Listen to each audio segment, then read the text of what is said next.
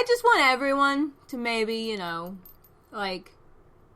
take a moment and consider and examine the environment in which we live now and how fascism is doing that fun, creeping, rising thing again. And maybe we can find ways to try to stop it before it gets to a point where people are dying more often. Please. All right, you have your mission. Stop all fascism. Should be easy. Yeah. In 2 weeks, we will meet back here. That will be done. And problem solved.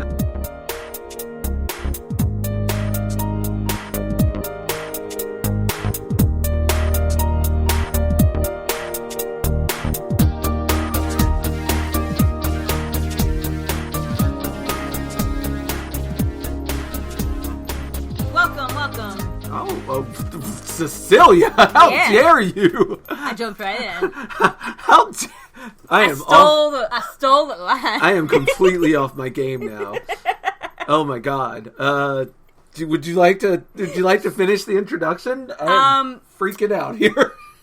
Welcome to Comic Dissection, the comic book club where we dissect through a intersectional leftist lens a comic book with Reno, Dino Valentino, and Cecilia Rose. My God. Look, I did it. I'm so proud of me. You did it. Did I forget anything? No. Comic book club, intersectional leftist lens, and the name of the podcast. That's all. And you introduced us, which I don't even know if I do every time. Yeah, we should start whoever's bringing the heat that week, or that 2 weeks. Should be the person doing the intro.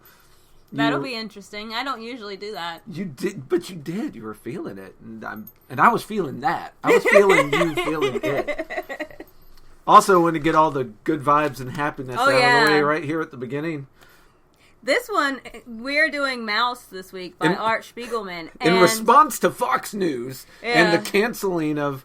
I bought a whole bunch of comic books that they said to ban. That they were mad about? Oh, yeah. I got this one. I got, Gender Critical, I Am Alfonso Jones. If you ban a book, typically, if the people I think are shitheads say something is bad, that means I have to at least Cecilia look into it. buys 2 copies. I have to at least look into it. So, Mouse got a whole bunch of negative press, and so I bought it. Now, is this, the banning for, Mouse, did we get why? I know they say curse words. They do say curse words, and I think that there is at some point a naked mouse, although... oh, Lords! all the vapors. We need smelling salts. But, not since the days of Disney and Looney Tunes cartoons have I seen a cartoon mouse walking around sans clothes. Here's the thing. I'll be honest with you. I read this whole thing, and at no point did the naked mouse stick out, because I don't remember what part of this there was. I don't remember a mouse being naked. Page 232, panel 2. Seems one of us passed the furry test and one of us failed the furry test. I don't remember. Yeah, I don't either, obviously. So, my controversial hot take that I'm going to start this out with are Nazis are bad fucking people, and I hate them all. That is not the view of this podcast. That is only Cecilia's Rose. I think there are good people on both sides of... God, I can't even finish the sentence. I can't. Ugh. This podcast is canceled. I feel dirty. I'm done. I feel dirty saying it. I'm going to wash my mouth out with coffee now. Alright, so for real though, this one I am actually going to include a heavy trigger warning because it's the Holocaust. Ooh, yes. And they do not spare any... There's no sparing of the details of the horrors that occurred. So yeah, there's trigger warnings for child death, anti-Semitic statements. All anti-Semitic statements. All of the obviously terrible, horrible, awful things that people went through. There are no words, to be perfectly honest. It's a horrific subject, and it's difficult subject matter. Yes. So, you know. And there will be times when we are laughing so that we do not cry. This is obviously not meant as an offense or as a shrinking of the Holocaust and what it meant. Nope. This is just laughing do the tears. I'm a whistling by the graveyard kind of guy. That is how I handle tragedy, is why I'm not welcome at funerals. And, there'll be a little bit of that here. So, yes, lots of trigger warnings. If any of that will be a problem, we'll see you in 2 weeks where we will be talking about something different. Hopefully happier. Yeah. Honestly, I don't know how you could get sadder. No, it definitely will be happier. Oh, man. So, first, I wanted to talk about, Spiegelman has done a couple of pictures that are from the Mouse universe, but are of him. And they're both pictures I'm going to describe, and they're both really telling about his conflict about making this. Yeah. And one of them is him working on his, I don't know what you call the easel? Well, it's not like it's like a, but it's like a drawing table. Yeah. Okay. Yeah, he's working on his drawing table, and it's sitting on a pile of Jewish corpses. Yeah. And the other one is him working at his table, and it's like in his office, and out the window you see Auschwitz, like outside. Yeah. And he's wearing a mouse mask. And I think this goes a lot towards his conflict about, am I making profit from the suffering of my people? Am I bringing this thing into the light, or am I, or is this just me doing art because I have to do art? And also, I also feel like the fact that in the second one he's wearing a mouse mask is kind of he's questioning his own, like, am I a legitimate Jewish person? Because my father was in Auschwitz. He was during the Holocaust. Yeah. He is a practicing, he practices the Jewish religion, whereas I am not as, at least in part one, I am not living in the faith as much as he is. And I am only experiencing this through his stories. And I think, ironically, his am I the right guy to tell this story, for me, made him the right guy to tell this story, because he's willing to ask those questions, and he second guesses himself. Well, in the trauma of something like that, I imagine if you are measuring yourself against people, which is not something I ever think you should really do. Especially not with trauma. Yeah. But if you're measuring how much you are able to live in an identity against someone who literally went through hell for that identity, I don't think there are any winners in that kind of situation, but I do think it's an understandable headspace to get in. Absolutely. And it also puts you in a tough situation because, and they mention it, we'll get there, how hard it is to deal with how hard it is for him to deal with his father on an equal level. Because, like, he doesn't know how to... Well, and his father's also kind of unlikable. His father is unlikable. There's a part where he's worried because he's like, my father is the stereotypical, like, quote-unquote, stingy Jew. Like, that is the persona that I am creating for my father. But it's not the persona. It's just who my father is. But it's because my father just survived Auschwitz. Yeah. But then he says that to his father's new wife, and she's like, well, I survived Auschwitz too, and I'm not like him. So in trauma manifests it might be a reason, differently in different people. It's a reason, not an excuse. Yeah, it does, like, the way that, when I think that'll probably be part 2, because unfortunately, this book is thick, and we'll be doing It's definitely going to be a 2-parter, yeah. But I do think that it shows how that manifests, especially where his dad, like, doesn't want to let anything go in case they need it later, because he's used to having to, like, scrape by with nothing, which is something that happens to a lot of people with poverty. My grandfather lived during the Great Depression, and he was very much like that. Like, he was very much... he held all his money close to his chest. Like, you couldn't get a penny out of him because he knew what it was like to not have any. I do think that's a byproduct of just poverty. Absolutely. And then these camps and shit, there was Which is where the poverty comes in, because yes. he was a well-to-do before this stuff started happening. Yes. Yeah. Whew. All right, let's dive in to Mouse. Yep. So the art in this is actually really interesting. Mm-hmm. I didn't know how I was going to feel about it, because it's not the kind of stuff I would normally read. Yeah. But it is pretty interesting. Yeah, the art style. The Jewish people are all portrayed as mice. Yep. Every country of origin has their people represented by a different anthropomorphic animal. The Germans are all cats.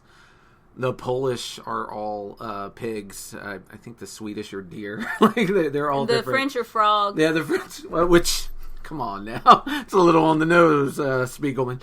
I actually think I wanted to save it, but we'll go ahead and do this real quick right here. I actually think it's a really interesting way to use the animals. Mm-hmm. One of the knocks I see against things like the X-Men, which I absolutely love, but I do think that it's a decent critique of the material, is that the fact that the X-Men are all superpowered. Yeah. And, you know, even if, now granted, like, the ones that, like, live in the sewers or whatever, I forget their names, but, like, they're just... Morlocks. Yeah, there you go. Booyah. The Morlocks are all just deformed or whatever, but typically X-Men do have powers, and those powers are superhuman.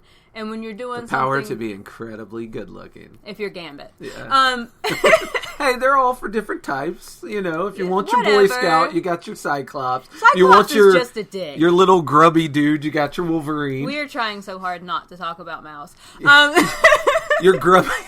I would like to spend 10 minutes talking about the grubby Canadian stereotype that Wolverine represents. No, anyways, right. But it is... It is in a logical sense, although the X-Men are supposed to stand in for people who are othered, there is a logical reason to be afraid of someone who can control your mind. Absolutely. So there is a disadvantage to making all of the X-Men people who look normal. Yeah. All of the main X-Men anyway, people who look normal, but then giving them superpowers and then setting them up against people who don't have powers. Yeah. There is a logical reason why people would be afraid. Yeah. As opposed to this, where I think it's actually really interesting that the way that the animals are portrayed and the fact that the threat makes sense.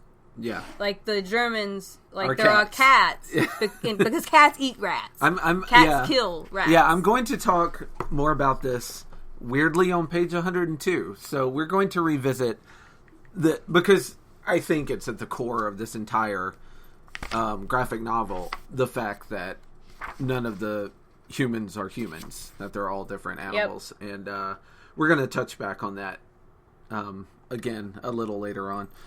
So Art's character comes up to his dad after he hurts himself skating with his friends. Yeah, this is just a flashback of him as a child with his father. And he's complaining about his friends skating away without him, and his dad says, if you lock them together in a room with no food for a week, then see what it is to be friends, basically. So, first of all, it shows that the father did not pull even any punches, because this young Art Spiegelman is probably like 7 or 8. Yeah, he's a child. He is a child. And it's like, and also it's interesting that if a friendship is not tested, it has no value for his father. Like, friendship based on just pleasantries and things means nothing to someone who's lived through what he's lived through. Yeah. And then there's a quote from Hitler. It says, the Jews are undoubtedly a race, but they are not human. Yeah, I also just wanted to talk about part 1 is called My Father Bleeds History, which is a very good title. Yes, yes. He knows how to title things. Yeah. So chapter 1, we meet Art and his dad, and they're talking about him being late. Yeah. And we meet Mala, who I'm going to just go ahead and preface with the fact that I feel so fucking bad for this woman.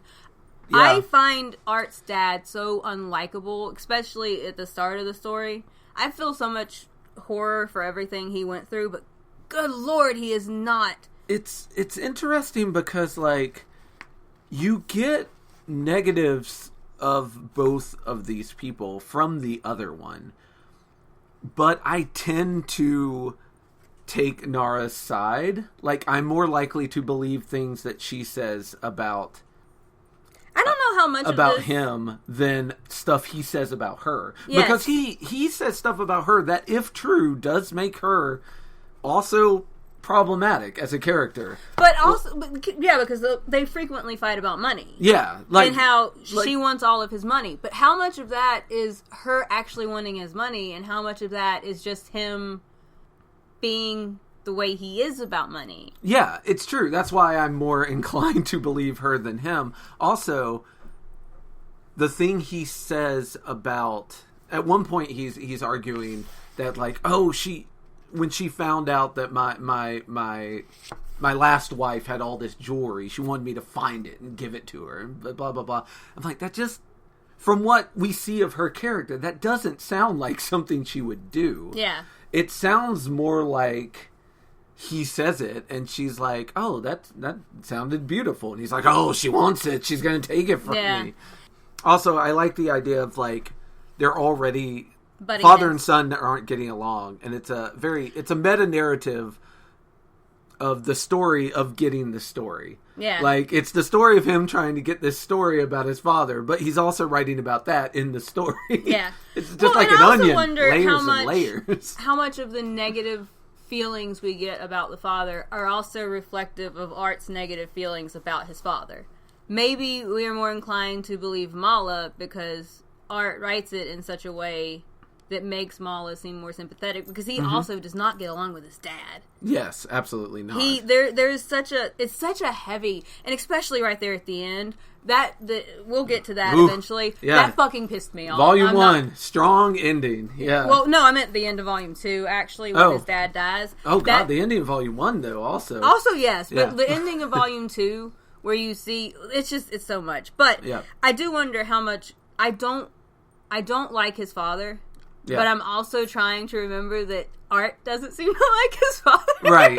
Can we trust Art as a reliable narrator? As a reliable narrator of this, but yes. So his father, he's come to tell his father's story. His father is like, okay, we can do it, but I'm gonna do my exercising on my bike while we do it. And when he does, you can see his Auschwitz tattoo on his arm. Mm-hmm. So he starts biking and starts talking. Yep.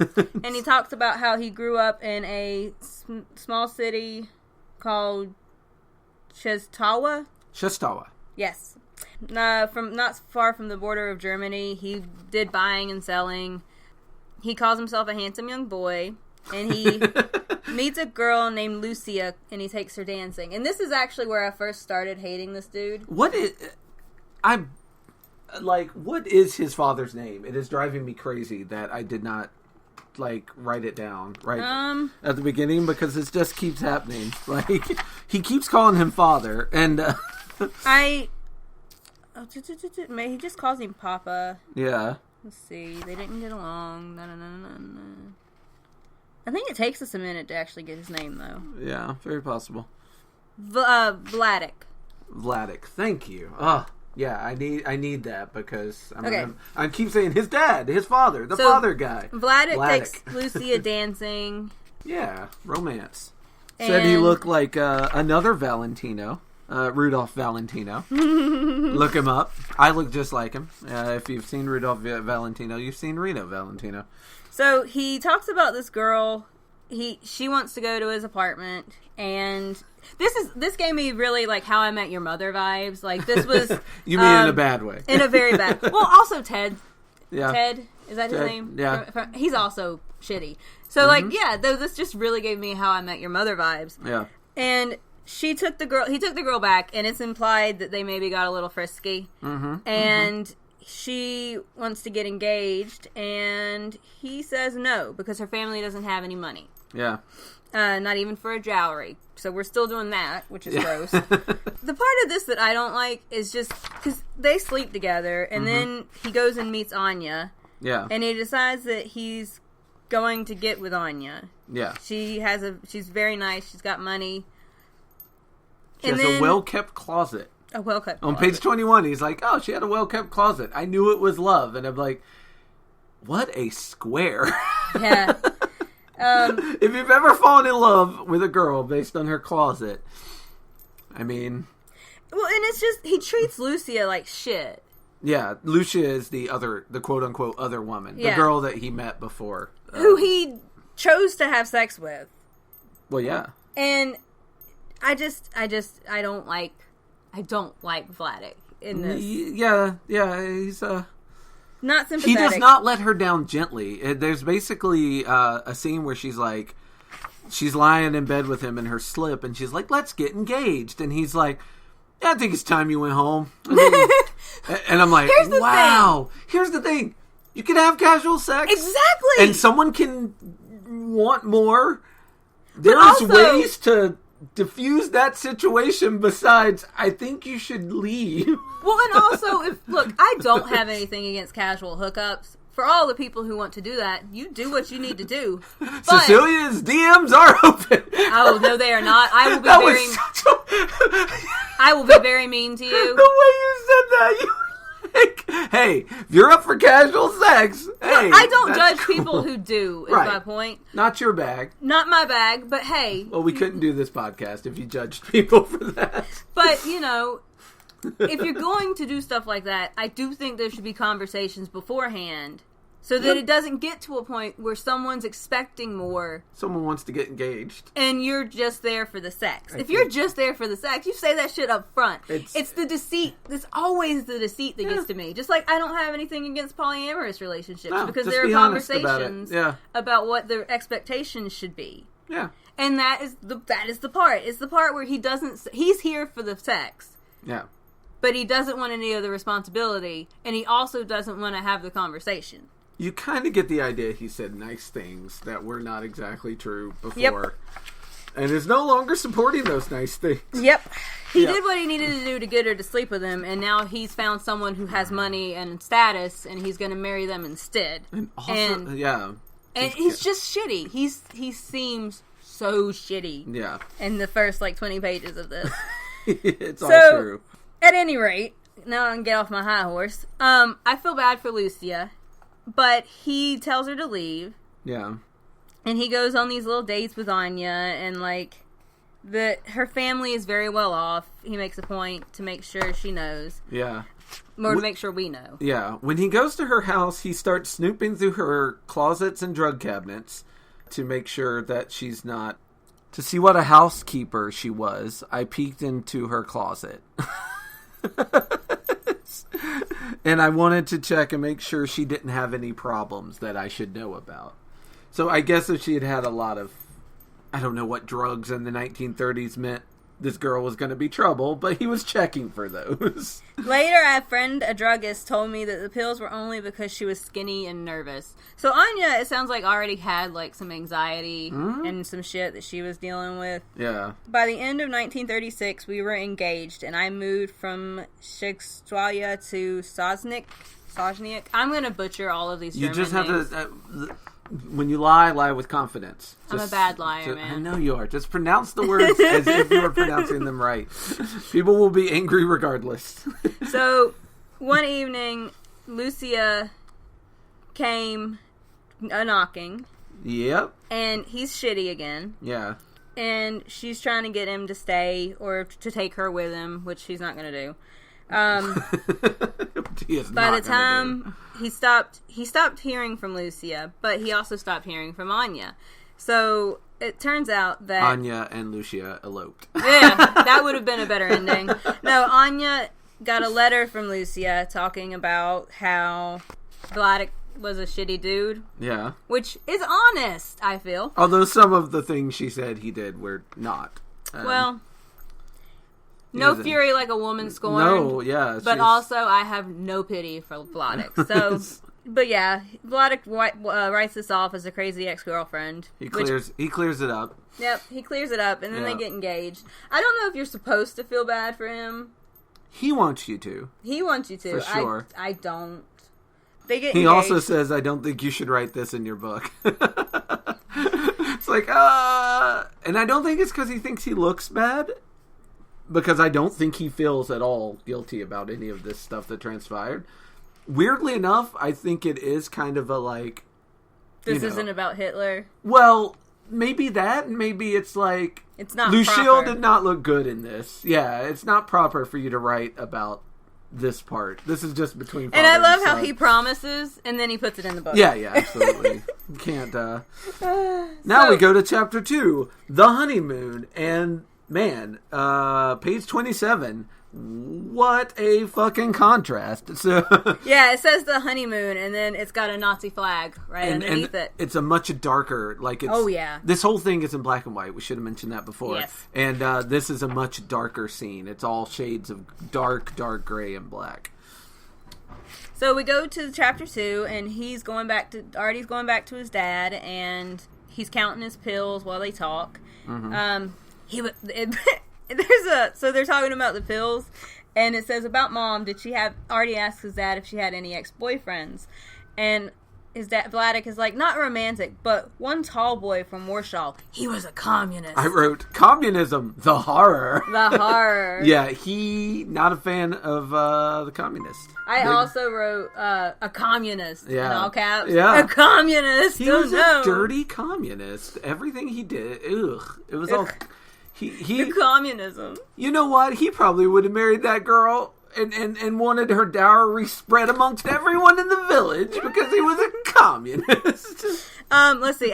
Even after the marriage, when this fellow came to Snawick, Anya always ran to see him. I didn't know, of course, that he was a communist. I always kept far away from communist people. Which I just wrote, Anya gets mad respect for me. Yeah. From going to meet her little communist friend again. And then loses it for leaving the communist for this guy. She gets and loses the respect all in like 2 lines. So, they were married, they moved. Vladek is talking about how he came home from a selling trip, and the seamstress down the hall was a secret communist. Yep. And the police were looking for Anya. The boy from Warsaw brings communist messages. She translates them into German and passes them on. Anya was involved with the communist stuff, which again, I just have mad respect for. And Anya. he seems very I don't know. His views on communism seem very, like, when he found out that she was involved in this, it almost seemed like he was just going to toss her to the curb, like so upset, because again, he's not a fan of communism. But then he kind of chalks it up to, no, they're the fair sex, and they're kind of dumb and easily misled into things like equal rights for people and stuff.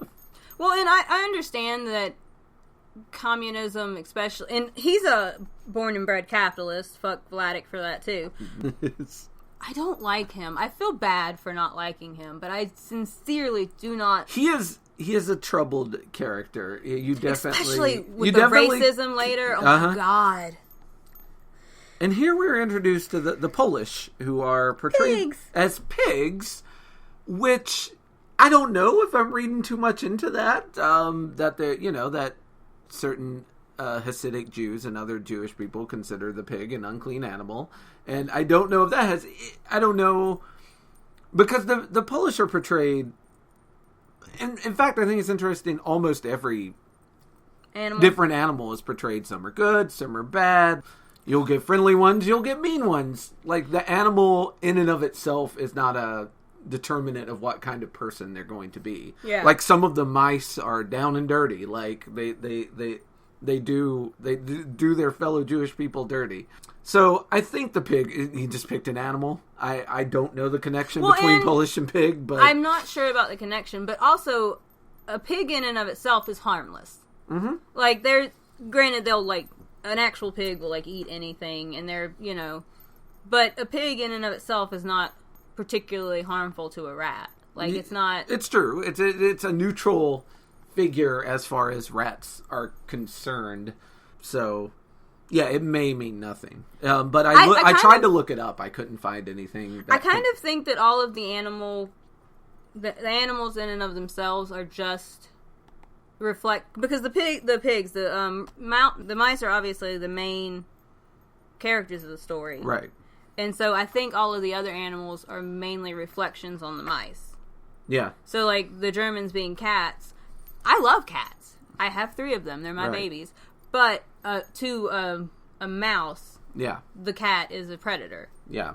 So I kind of think that it's just a reflection on their relationship to cats. And how during this time, like, everyone was kind of looked as universal. Like, all the Germans were cats. Like, every German in this is a danger to the Jewish people during World War II.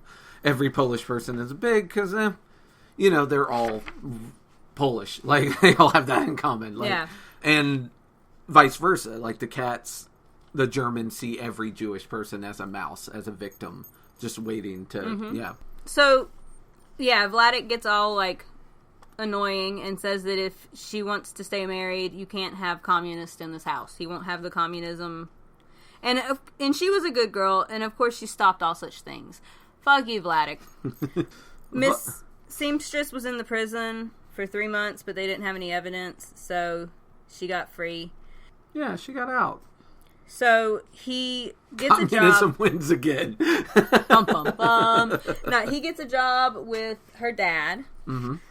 He goes to work in a factory in Belsko, and he visited Anya every weekend. Which sounds like a hell of a honeymoon. Like, you get married, and then you gotta leave. It seems kind of... Yeah. In October of 1937, the factory was going, and he had his firstborn, Richu. Anya only weighs 39 kilos. This woman... And the baby weighed 3. Yeah, this woman was tiny. Tiny little lady. And this is where we find out that Richu died in the Holocaust. Because he never got to meet his brother. Oh. Yeah, there will be a lot of family members. Mm-hmm. You almost need a flowchart to keep track of each family member and their connections. As this goes on, there'll be cousins, uncles, nephews, grandparents, former roommates, boss. Like, everyone... It's a very tight-knit community, and everyone is connected to each other, and it's interesting to see the connections, and also later on, as the war kicks off, for lack of a better term, it's really sad to watch the connections fall apart and stop meaning things. Yes. Like, you meet family members, and they pretend like they don't recognize you, or they sell you out, or they only help you for money, and...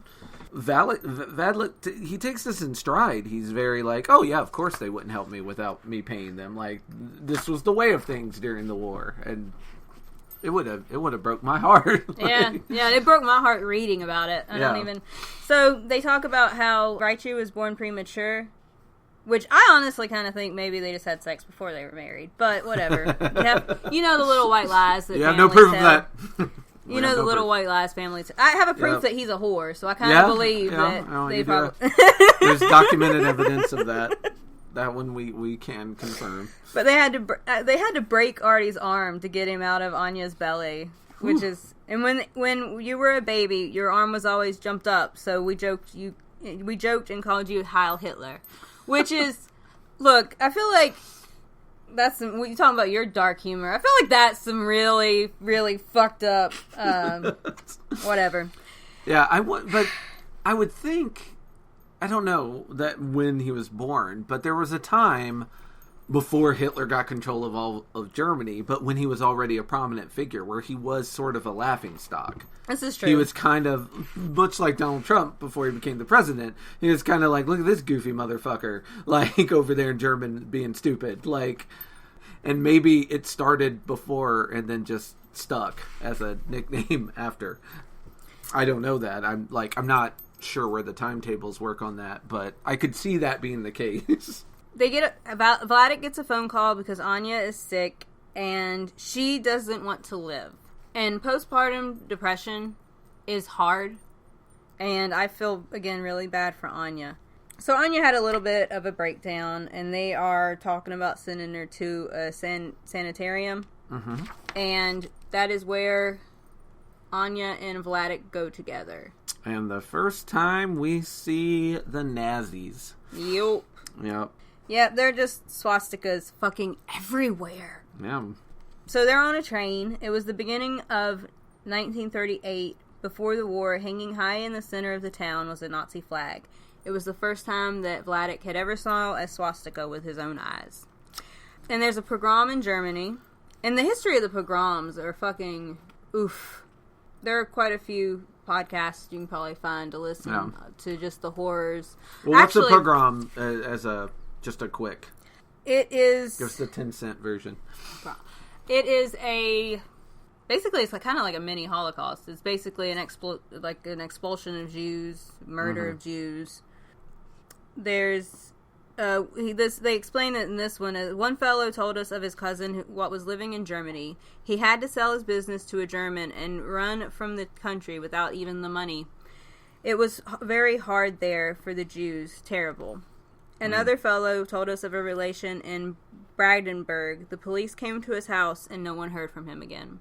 So, yeah, it's an expulsion of Jews. And this was as early as, you said, 1938. Yep. Yeah. Well, and there have always been pogroms in places, especially in, what do we call that? The East? I don't know, like... Eastern Europe? Yeah, okay. Eastern Europe. So we get to the sanatorium, and it's basically just... It's lovely. It is kind what of a great place to go crazy.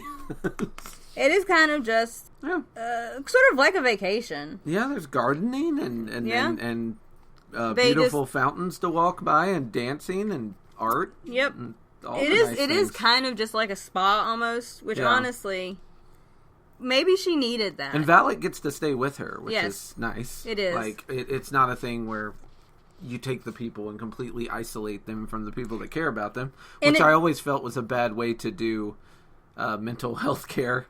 Honestly, yeah, mental health care has always been a bit of a problem, but this... Not always, since Reagan, let's be fair.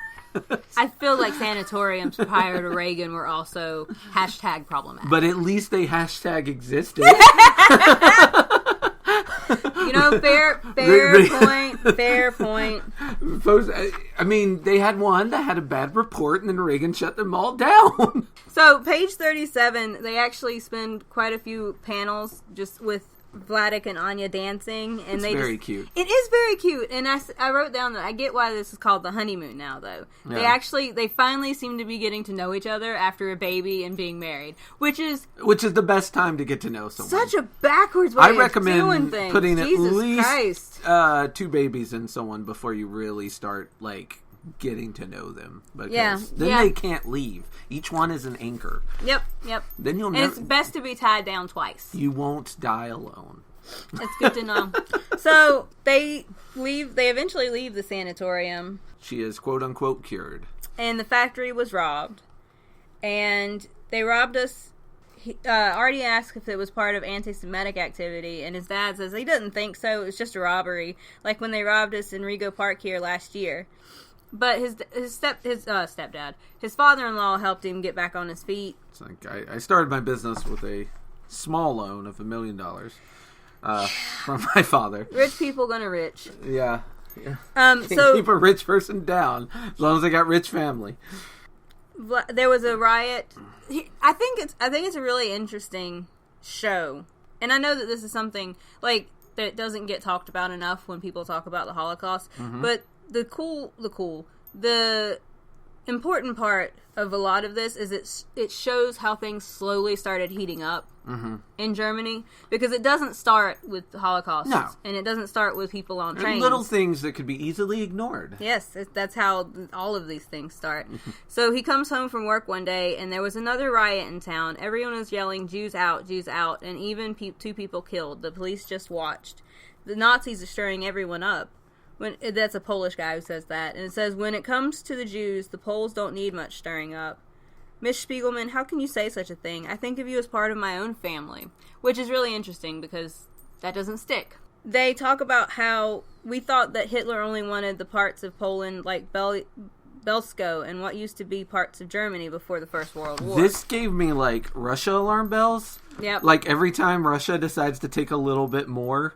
the people that don't want conflict with Russia are always like, oh, they're just taking things that used to be part of the USSR, and then they'll take a little more, and then they'll take a little more, and then they'll take a little more. This is the scary slope of fascism, basically. Like, They just want this little piece. And it's the same thing that, to relate it to shit that is happening today. It's the same thing as like, well, they only don't like Drag's Time Story Hour. Like, they only don't like this one thing, this one little thing. As long as men in dresses just don't get near my children, it's like the I don't care what they do behind closed doors thing, but then. No, you do. Like, you do. When you see it in a movie, you flip the fuck out. Mm-hmm. So, you do care about it. And you don't want it to exist within your... It's the same as when people are like, can't we do something about the homeless? They don't mean, can we fix homelessness? They mean, can we get them out of the front of my shop? Yeah. It's all the same thing. Mm-hmm. It all stems from the same... It's a problem if I can see it. And if I can't ignore it, if I can't marginalize these people back into their houses and into closets and into tiny spaces because I don't think they should be allowed to exist. That is how this stuff starts. It is all the little tiny grain that turns into the fucking snowball rolling down the hill. Even through... most of World War II, like, Hitler would keep signing peace agreements, like, I'm only going to go into this place. I'm only going to take this place. And he just kept expanding. Mm-hmm. And it, like you say, it's the fascism way. Well, yeah. Lie, expand. Lie, and expand. Yeah. Sun Tzu's Art of War. The Nazi playbook. Yes. So, Vladek gets a draft notice. Whoopsie. And they... went to fight against Germany. And him and Anya were separated again. The story's interrupted so that Vladek can complain about his cataract. They last year they put me in the hospital for immediate operation, and then he just left me. He went somewhere away to give lectures on the television. So he has a glass eye. Yep. And Vladek... That's how chapter 2 ends. You find out that Vladek has a glass eye and he got shipped off to war. Yep. And chapter 3 starts with prisoner of war, and we've got 2 cats and a gun pointed at a poor little mouse. Artie's visiting his dad more often for more information about his past. And I wrote this part down because it's nice to know that my mother wasn't the only one who would leave out the plate of food until it went bad or I ate it. Yeah. It's a nice... Yeah, that's a real thing. That's a real nice parenting method, I guess. Not one that I employ, so... I wouldn't either. Yeah, Mom would offer to cook something I liked better, but Pop just wanted to leave the leftover food around until I ate it. I really don't like his dad. And we get another interaction here between him and Mala, and he's just fucking mean to her. Yeah. Like, you must eat what is on your plate. And Mala goes, Vladek. Fortunately for me, Mom would eventually feed me something I liked and throw away the old food while you weren't looking. Yes, Anya was always too easy with you. So, Artie says the dinner was delicious to Mala, and Vladek's like, the chicken was too dry. Bitch, just fucking, I cannot. There's gotta, when someone makes you food, just be thankful that someone cared enough about you to make you food. Like, that's always my rule. If it's edible, I eat it, and I'm thankful for it. But also raised poor, so maybe that goes back to that. Like, I don't like the way she gets treated. No. It's so frustrating. No, it's a bad scene. We get thrown into when Vladek was in the trenches. Yeah. And he talks about how his father tried to keep him out of the army. So when he was young, his father pulled out 14 of his brother's teeth so that he wouldn't have to go to war with Russia. If you had lost a certain number of teeth, they thought you were unhealthy, like you had scurvy or something and you couldn't serve. Yeah, I like this weird idea of avoiding the draft by avoiding being healthy. Yep. Like his Valek's father wouldn't feed him, so he'd be all skin and bone. Yep. So he didn't have to serve, which is just, we can't imagine it. Like in today's world, here in America, where we don't currently have a draft, except the not mandatory draft of understanding that if you're poor and you want to go to college, you have to go overseas and shoot strangers to do it. For the military-industrial complex. But we don't have an official draft. So he got out of the army the first time that way by his father starving him. But the next time he just went to the war. He shot at nothing, basically. Yeah. It's kind of confusing. The tree. He thought the tree was moving. He tries to shoot it. After 2 hours of fighting, the Nazis overcame our side of the river. Give me your gun. And basically he gets turned into a prisoner of war, which is what the chapter is called. Yeah. He finds out that the tree that he had shot at was actually a man. And he said to himself, well, at least I did something. So they took the prisoners of war, took their valuables, and... Tell them, hey, this war, the German who's like yelling at the prisoners is like, yeah, this war, all your fault. Wasn't for you Jewish people, this war would not have happened. So shame, shame, shame. I like the way, one of the things I do find kind of interesting is the way that all of these little lectures are just like added into parts of the story all the way throughout. Mm-hmm. Like his dad will be talking about something and then break off from the story to like go on a little tangent about something else. Yeah, which is how old people tell stories a lot of times. It is. It's how I tell stories now. I'm very bad at telling stories. Yeah, they make him clean. They don't feed him much. It is the basic hell of living in a war camp, I imagine. It's just... Oh. But contrasting it with later, when you read this now... and you read on at how much worse things get, there's a lot of times where you're reading and you're like, man, that's just about as bad as it can get. And then you read on and no, it is not. Yeah. There's no bottom. Because the Germans are still kind of obeying the rules of war and how prisoners of war are supposed to be treated. Yep. Like, they're still... They're being racist. They're blaming the Jews for everything, but they're still feeding them, and they give them some form of shelter. Yeah, they're not killing them. They're putting them to work. Their clothes, granted, none of it's enough to eat. The shelter's not good. Yeah, but at least there is shelter, and there are clothes. Yeah. Now, many got frostbite and wounds, in the wounds was pus, and in the pus was lice. So it's still gross and horrible, obviously, but it is better than it's going to be in the future. Yeah. Which is fucking terrible.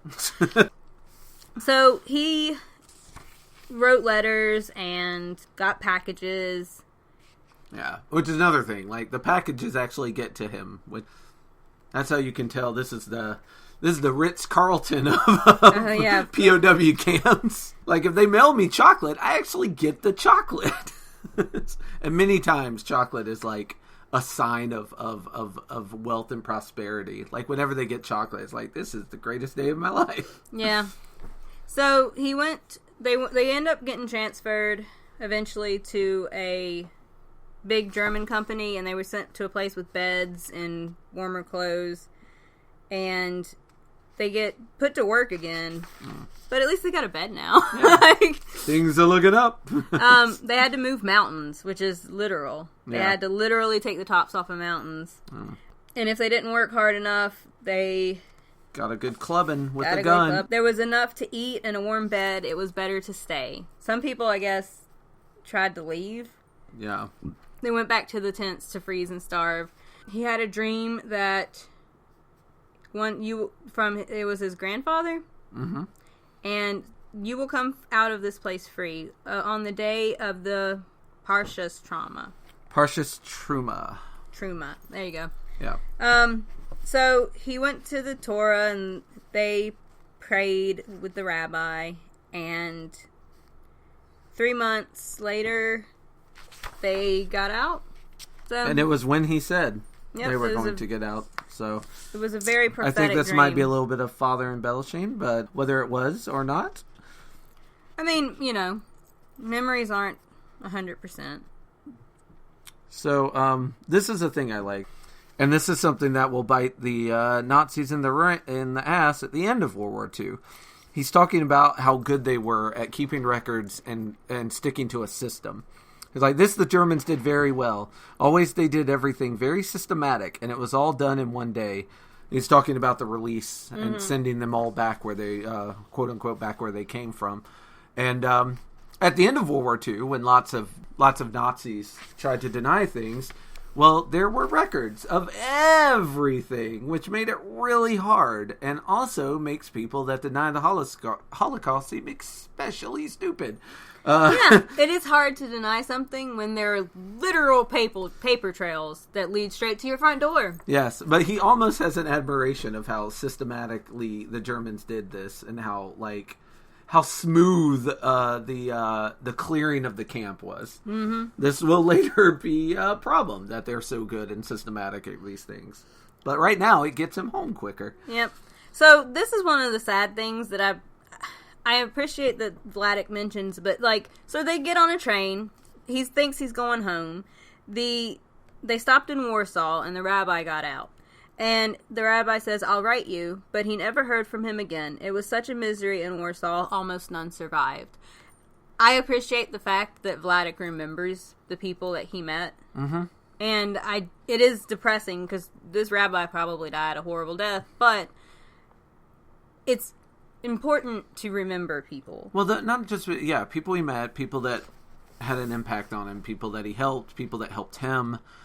He's got a good memory. All these names and stories and locations. And he does seem grateful to the quote-unquote right people. Yes. People that did him a solid. And it's funny, later he's like, oh, everyone, you only do things for money. And in that respect, he's a little forgetful. Because a lot of people in this book help him with nothing to gain for it. And he sides them aside because they don't fit his worldview.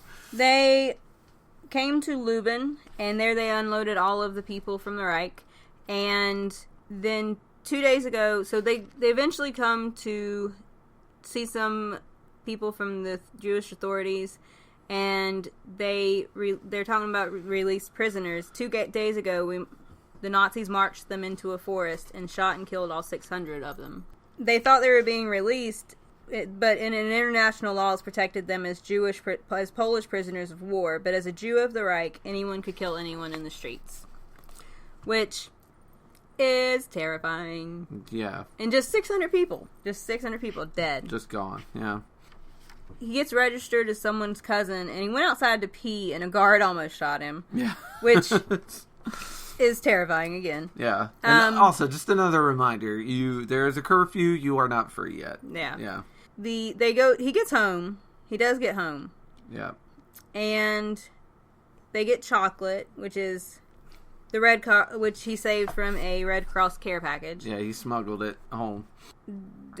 Which he is very good at smuggling. He is. All through this, he's like, every time you think he's out of stuff, he's like, I had one more gold watch that I had pocketed. Yep. He stayed, so... He's very smart. So even before all this stuff started happening, he was always very thrifty. He always knew to scrimp and save. I'm sorry. For a rainy day. He was not home. He was with his cousins. Okay, yeah. That's what it is. Because he's talking about sneaking across the border to get back to his family. Yeah. And here we see him with a mask on, pretending to be a Pole. Yes. I thought this was a really interesting way to portray the disguises. Yes. Yeah, you'll see him wearing different masks. Mm-hmm. Over his mouse face, he's wearing a pig mask. And you kind of wonder what that translates to in actual time. I assume it's a clothing thing. Jewish people dressed a certain way in Poland. Well, and also it's a way at the way you act. Because he talks to one of the guards on when he's trying to get on the train, and it says, "You're a Pole like me, so I can trust you. The stinking Nazis had me in a war prison. I just escaped." I think probably a lot of it just has to do with the way you act. Yeah, but the way you speak, and I bet the way you dress. And, yeah. He does. I don't know if trick. He gets on the train and he gets home. Yeah, which was a fucking miracle. But he gets to his in-laws, and his mother-in-law has cancer. She died a month or two later, which is honestly terrible, but also kind of a blessing. She missed a lot of possible worseness. So, in September, the German soldiers grabbed many Jews in the streets. They made us sing prayers while they laughed and beat us. And before they let us go, they cut off our beards. So, the German police are, like, enforcing curfews and telling people what they're allowed to do and where they're allowed to go and just... And controlling their bodies. Yep. Whether they can have facial hair or not. He goes home. He sees Raichu, who is 2.5 years old. He's a baby. Yeah, and he has not, like, it doesn't, he hardly recognizes him. Because, of course, his son hasn't seen him in quite a while. Yes. And then we flash back to modern times, and I said this next scene perfectly captures, like, family drama and family avoidance. Like, Valak starts bitching about Anya, and his son's like, Artie's kind of like, Dad, I don't really want to hear that. I'm going to go. If you're just going he's bitching about Mala, not Anya. Oh, I'm sorry. He's bitching about Mala. And Artie's like, please don't do this. And his dad just keeps going. And he's like, you know what? I'm gonna head. And I'm like, that is very good self-care. Yeah. If you can't get him to stop talking about this stuff, just get out of that situation. Yeah, this is him setting a boundary. His dad ignoring that boundary and him being like, you know what? I'm gonna leave now. We'll talk later. And also, like, Vladek is like, even though everything was tough, and it was really tough, we were happy only to be together. Not so like with me and Mala. I tell you, if Anya could be alive now, it would be different. Everything would be different. One, he is romanticizing the fuck out of the past. Yeah. And two, it is never fair to make someone compete with a ghost. Yeah. They will always lose. Anya is dead, which is horrible. And when you find out how she died, it is a fucking tragedy. Vladek is such a fucking asshole. I do not like him. Yeah. But yes, I do appreciate Artie being like, I'm going. Yeah. I'm not dealing with this. Self-care. Yeah, you want to do this, that's fine. I'm leaving, though. Yeah. Although I feel bad for Mala being stuck here with him. Well, then the very next scene is like Mala doing the exact same thing, and like bitching about Valak, and he's like, "Yeah," but he has a little more time for Mala than he did for Valak. But in both cases, he's like, "I have got to just leave. You two, you're not going to go to counseling. You're not going to like talk with each other. These aren't problems that will ever be solved between you two because you're old and stubborn and can't communicate properly. So I'm gonna jet. I'll be back to talk later." in the full art of not learning boundaries, we get to the next scene and Mala's bitching about. Mala actually doesn't bitch too much. She offers to make him drinks, and then he asks where his jacket is, and his dad's like, "Oh yeah, I threw that away." Yeah, his dad just tossed his jacket because he didn't like the way he looked in it. So he bought him a different coat. Yeah, which he's much less cool with. And because who would be cool with someone just, without your knowledge, just tossing your coat and giving you a different coat? Which is actually, I wrote in the next scene, I really appreciate the fact that, that ends that chapter. The picture of the Noose Titans is a bunch of Jewish mice with the white star of David on them in nooses. Yeah. And I said it's just a haunting picture. It really is. Like, the pictures that separate the chapters are really some of the most powerful pictures in the whole book. But, and me loving petty things, the very next page is him going back to his dad, and he bought himself a new trench coat. Yep. So, I his dad's coat will never be worn again, and it's probably in a Goodwill or Salvation Army chest as we speak. I fully support all of these actions, because fuck all that. Yeah. So, his dad's in a grumpy mood, and he's pedaling on his bike while he tells the story, and he's talking about different things that were on sale. Yeah, they're talking about prices, and again, this reminded me a lot of my grandfather. Whenever I would tell him how much I paid for something, he was always like, "Oh, you got ripped off here." So, like, I remember when I got a Nintendo, and he was just like, "Oh man, I could get you like a Atari 6400 for like half that." I'm like, "Yeah," and it would suck. Like, those games suck. I wanted a Nintendo though. Yeah. Like, I wanted Mario. I did not want like Galaga. I'm sorry. No offense to Galaga players out there. So there were 12 of them in his father-in-law's house. Now there was Anya and me and our boy, and Anya's older sister Tasha and her husband Wolf, and their baby girl Bibi, and their grandparents, who were 90. Keep and track. Of course, father-in-law, mother-in-law, and 2 kids from your Uncle Herman and Aunt Helen. Lolik and Lanya. I do not know how people with big family keep track of them. Like, Alex has, 700 cousins and can just rattle off their names. And I would just be like, I don't have that many cousins, and I can name, 3 of them. Not close to my family, though, so that's probably a lot of it. It could be. So, they were visiting New York's World Fair when the war... Herman and Hella were lucky. They were visiting New York's World Fair when the war came. This saved them. Luck, man. Just being at the right place at the right time. So much of it. When you listen to Velik's story from start to finish, there's so much, if I was a religious person, I'd call it divine providence. There's so many, just skin of our teeth saves and, it's curtains. No, it's not. You wouldn't believe it. If you step to the left twice, then you'd be dead. Yeah, and if it was a movie, you would be like, well, this is a little contrived. It's do ex machina every 10 steps for this guy, but this is really how it happened.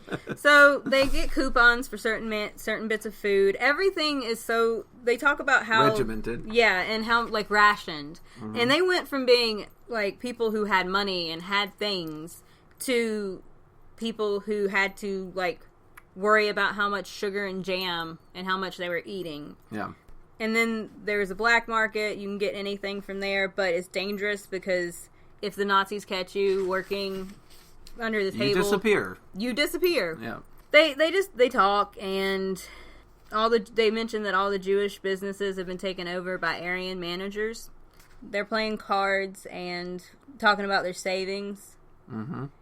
Wolf looked only to playing cards. So there's some people trying to have conversations about what's happening, and other people talking about how the war won't last and it'll just be fine if you can ride it out, which is such a cute and kind of quaint. Well, it's easy for us to say, well, it is because hindsight's 20/20. You're absolutely right. There were probably, much like every war that's ever been, whichever way you wanted to believe the war was going, there were signs that you could look to. And because war is such a big chaotic animal that if it's like the old adage of the elephant that all the different scribes are feeling and trying to describe, and one's like, an elephant is a large tree trunk, and no, it's like a snake, and it's a big flappy. They're feeling different parts of the elephant, and no one's getting the full scope. War, especially during that time, when information was so scattered and convoluted, this is the real fake news that you always hear talked about. And also, this isn't the first time that the Jews have been targeted. It mentions in the very beginning. This too shall pass. Yeah, and it could be just a pogrom. It could be just a thing that's lasting a little longer than normal. Right. And all of these things have ended before. Yeah, Why wouldn't this one end? Election from now, the Nazis might lose power, and then somebody else will be in charge. Yeah. So it is an understandable thing, but viewing it from now. Yeah, it's such a, you feel really bad. It's such a quaint... Get your head out of the sand, guys. It's such a quaint and kind of cute notion that this will end soon. We just gotta survive for right now. It's like every single, all these people who just want to sit quietly and play cards are like George W. Bush with the mission accomplished banner on the aircraft carrier. We did it, guys. This one's almost over. God, that makes my head hurt. Yeah. All right, so you get him talking about how the black market kind of worked on page 79, and people were making money from secret businesses, not so legal, which just to me is a good, important point on how you should break rules that are bad, always. Mm-hmm. He makes a trade with the tailor, and his father-in-law was happy with him. So he said, of course, I only said I got half of what I really made. Otherwise, there wouldn't be anything to save. So Vladik is irritating, but he is smart in that sense. He knows. Yeah, he knows rainy days are coming. Yes, and he knows he needs to put stuff away, and he knows that unfortunately, his family, his father-in-law may not be as. So yeah, some of his family is not like you say, they're thinking, oh, we need to save for a month instead of we might have to save for years. The SS closed off the streets and inspected the working papers from everyone. I didn't know about this before. I managed to disappear into a building, but they took maybe 50% of the people away. So, he doesn't have papers for what he was doing and where he was. And that's why it's called the black market. Yeah.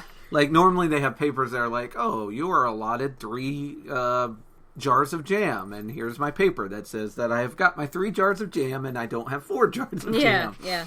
Yeah. So, things kept getting more and more tight. The Germans would come in and steal bedroom sets and take just everything that they wanted, basically. Yeah. Mother-in-law was sick and she needed a good bed, but they took the old lady's bed. Yeah. Fucking. They were able to hide it like the first time, but then they came back and took her bed. Nazis are awful. Yeah. I hate them. But they're sleeping well on beds they stole from you. Yeah. Fucking swear. We continue on. The Nazis are awful. Yep. As Nazis are wont to do. Nazi awful, Nazi awful. Next 5 pages, you just scan through. Nazis awful. He was going to go see Islecky in this train in 1941. Mm-hmm. His house was near the train station, and something terrible was going on. I had to pass near, and they were grabbing Jews if they had papers or no. What had I to do? Will I walk slowly, they will take me. Will I run, they will shoot me. Then from far away, I saw Zeki walking, so I went hastily over to him. Hello, Mr. Spiegelman, what are you doing? Don't you see what's going on? And so basically his friend hides him. Yeah. While people are getting beaten and shot in the street. So his friend had a son the same age as Raichu. He says he must keep his kids safe, and he has a good friend who will hide his son until the situation gets better. So and he wants Vladek to send his son with his. This is the beginning of some of the family separations for the sake of, well, not the beginning, but this is where it starts to hit close to the characters in the story. Yes. Where they're separating the families to keep them safe. Like, oh, I've heard things are better in Hungary. I've heard things are better in England. I've heard things are better in America. And so they start shipping people away to get them out of the range of the Nazis. And the families, the youngest members are often taken, so because they're the least able to protect themselves from. And also, I think most people, the Germans. If you go to someone and you're like, I need you to protect my child. Yeah. That is a much better. I think that pulls on people's hearts a lot more because children are small and innocent and not capable of defending themselves. Yeah, and it's a lot harder to defend yourself if you're also watching out for an aged parent and a child and other people that can't run and defend themselves. Mm-hmm. Yeah. So Izeki tells Vladek that he should send his son with Zeki's son so that they can be safe, and Anya says absolutely not. She will not give up her baby. And honest to God, as a person with 2 children, I cannot tell which side of this I would be on, because I would want my kids to be safe, but I also feel like they're safer with me than anyone else. And it's a fucking terrible. This is a choice. Rock in a hard place is not even a good enough simile for this shit. You don't know what's going to happen. You could send your kid to this other country and then they get killed there. Well, and you will have so much guilt, whatever you do. Yes. Because even if you keep your child with you and you somehow survive this, they will go through horrible things. Mm-hmm. And you will think the whole time, was I being selfish keeping this child with me? Should I have sent them here? If you send them away and they die, if you keep them and they die, there's no good answer. Yeah, because, Robert Frost two paths diverged in the woods here. You don't know about the road less traveled. You have no idea, what would have been. And it makes it hard to sleep at night. Especially when the lives of the people you most love in the world are based on your decisions. I get worried about what to have for breakfast and how that's going to affect my bowels for the rest of the day. This is a much more important decision that, I would. Well, I don't know how I'd live with the repercussions of making these kinds of choices. And Valak does. I will give him this credit. Yes. He makes fucking choices. He does. They aren't always right, but he makes them. And honestly, sometimes there aren't any good choices. This is a. You're choosing the best of a bad lot. Yeah, this is a... Well, and it's just that, like, what's the poker term? You're, like, hitting on a 14. Like, it's not a great... No matter what you do. As that Doctor Who episode says, sometimes all you have are bad choices, but you still have to choose. Mm-hmm. And that is what this is. This is a... So I remember reading in Howard Zinn's The People's History of the United States. Yes. One of the first chapters is talking about how when Christopher Columbus came over to the Caribbeans and the Taino people, all the shit they had to go through, and that they would kill their babies. Yeah. Because... As opposed to letting Columbus get a hold of them. Yes, because that was a better option than allowing them to grow up in the society. We have similar things in this later on, with people making that exact tough choice. And it is an entirely, like, horrible situation to be in. And Vladik is on his little bike, and he says... Zeki and his wife didn't come out from the war, but his son remained alive. Ours did not. And anyway, we had to give Richu to hide a year later. Yeah. That is heavy. He says it very matter-of-factly, but you gotta know it's like that is just one of many choices he's made that has affected him forever and ever. Amen. Yes. When we were in the ghetto in 1943, Tasha took all the children to... So, and then Artie interrupts him and tells him to stay in order. Yeah. So trying to keep track of this. It's a hard fucking thing to do, I'd imagine. Yeah. So the Germans came out with an order that all Jews of Schnozwick must be relocated to Stara Schnozwick Quarter by January 1st, 1942. Non-Jews will be moved into vacated premises. So they're taking houses, and giving them to non-Jews. Yeah. Taking everything. So this wasn't a real ghetto. You could still go into other parts of town as long as you were home by curfew. A couple months later, Vladik is still doing all of his black market work.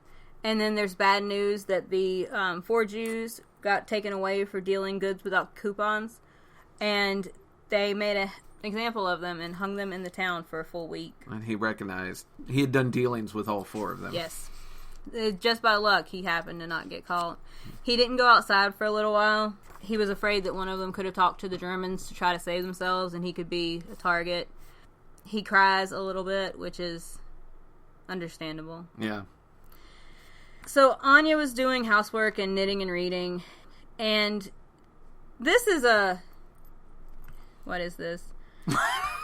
So this is Artie asks for diaries that she used to have, and then his mother kept diaries. His mother kept diaries of her time in Germany and Poland. This actually, I got a little irritated with Artie here because he's smoking, and his dad's not healthy, and he knows this already, and he's smoking in front of his father, and his father gets choked up, and like it's a shitty thing to do, dude. Like, yeah. Anyways, he started. Vladik starts trading gold and jewelry, and he smoking while anyone's on an exercise bike. Like, what are you fucking doing? Well, also, just I don't smoke, so maybe I'm judgmental, but like, you're smoking indoors, which you're not supposed to do anyways. Yeah. You're smoking around a sick old man. Just seems while like exercising. While he's exercising, so he's sucking in breath, and you have made that breath smoky. It just seems like a real shitty place to be. So. And Artie does put it out. He does. And it seems like a thing that he doesn't even think about. Like, he's not doing it to be shitty, but he shouldn't be doing it, is my primary complaint. He had a food business. Vladik had a food business during this time, too. Vladik's just got his hands in all kinds of businesses. Wise. And he would sell extra items under the counter. So he's trading gold and jewelry and running a food business, and he was delivering some sugar, and he was taking it to a grocery store, and basically he has to bluff his way past two Germans. He bluffs his way through quite a few situations. Mm-hmm. So the owner was the only Jew they let work in town, was a tin man. He got basically paperwork. What was this? We came again, something from the Germans. We got a notice. All Jews over 70. Now this was one of the times that I had to put the book down. Okay. Because they get a notice that all the Germans over 70 must be transferred to Reidenstadt in Slovakia. Mm-hmm. And it's basically they're treating it like it's a old person's home. And Anya's grandparents were about 90, and they didn't want to leave. And they hid them. We didn't know it yet, and we didn't yet know of Auschwitz, of the ovens, but they were afraid anyways. So they hid them in a false wall in the storage shed. Yeah. And several times the Jewish police came to... And now when we say Jewish police, we mean actual... These are mice. These are actual Jewish people who are working with the German government to round up other Jewish people. Yes. Which doesn't save them later, but, you know, what happens when you side with fascists. But, so they do. The Jewish police come in. They kept coming back to try to find them, and they keep them protected and hidden. Eventually, they arrested Mr. Zeilerberg, and his wife, which is, I think, the son-in-law and the daughter. Yeah, okay. Yeah. That's his father-in-law. Yeah. Yeah. So he wrote a letter saying that we had to give the grandparents, even if they only took him away now, they would grab his wife and then the rest of the family. So they gave the grandparents up. Yeah. When did you first hear about Auschwitz? Right away we heard from that other world, people came back and told us, but we didn't believe it. Then the same news comes more and more, and we believed it, and later on we saw it was even worse. So, after what happened to the grandparents, the part with the grandparents, I have a soft spot for old people anyway, and that broke my stupid black hole of a heart. Yeah, just imagine being old and not having control over your life anymore, and being just terrified of what's going to happen, and them just coming in, sweeping you up, taking you away. And they were 90. Yeah. So, they go to, there's an announcement that the Jews have to go to the stadium. They're inspecting Jewish documents. Some people think that it's not a big deal, that they're just going to inspect documents and let you go. Some people think it's the final roundup. And it's a catch-22. This is another one of those 50-50 roll of the dice. Like, is it better to go or to get caught not going? Like, yeah. And so everyone had to make a choice. Yeah. There's no good choices to make here. My father, he had 62 years, came by streetcar from Dabra, the village next door to Snowswick. There's a cookie. His father comes into town after his mother had died from cancer. He lived in the small house with his sister and her 4 small children. So they decide to go to the camp, or to go to the stadium. They dressed nice. They thought that if they would look young and able to work, they would get a good stamp on their passport, and that this might not end as badly as it was going to. And there seems to be some truth to that, because they do form them into 2 groups, and it seems like older people, women and children, are going one way, and young workers are going another. When they arrived inside, Gestapo and machine guns had surrounded the stadium. So yes, they do separate people. They get stamps. Me and Anya came to the table where my cousin was sitting. You work at the carpentry shop, go to the right. So people get put in lines to the left or to the right. Now once they get through, they have to see about whether or not their family is going to be safe. And Vladik can't find his father. I like this. There's a fellow named Fila, and his daughter gets sent one way, and he gets sent the other. And he says, "My daughter, how can she manage alone with 4 children to take care of?" And what do you think? He actually snuck over to the bad side, and he never came any more out. He never came any more home. But yeah, he sacrificed himself for his daughter and 4 his 4 grandchildren, so that she wouldn't be alone. Which is just, that's the one that hit me. Like, he was safe. He was in the clear. He was going the right direction, and he literally had to sneak into a place that meant certain death. Because he wouldn't let his daughter go. And his grandkids go alone. And that's goddamn, heartbreaking. It is fucking terrible. I hate this so much.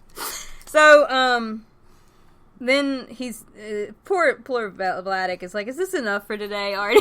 Yeah, he's exhausted. Understandably so. Oh, so understandably so. And he's not feeling too good, and so he lays down, and Artie talks with Mala for a little bit. So he was just telling me about the time in Snozwick and getting his passport stamped. And then Mala's like, yeah, that's where they got my mother. She was taken with everyone who was going to be deported to 4 apartment houses that were emptied to make a sort of prison. They put thousands of people in there. It was so crowded that some of them actually suffocated. No food, no toilets. It was terrible. People jumped out of the windows to end their misery quicker. Oof. It is awful. So, Mala talks with Artie for a little bit, and they talk about, eventually, Mala's mother and father both ended up in Auschwitz, and that's where they died. And Artie asks about the diaries that his mom kept. Mala thinks that he would have kept them, but and then she starts complaining about Vladik. He's more attached to, things than people. And he takes things. He just takes things from everywhere. So, he was pulling stuff out of places, and Mala's like, you need to put everything back exactly where you found it, otherwise I'll never hear the end of it. Yeah. Which, I really, really wish Vladik was more likable, because I feel really bad for not liking him, but I do not like him.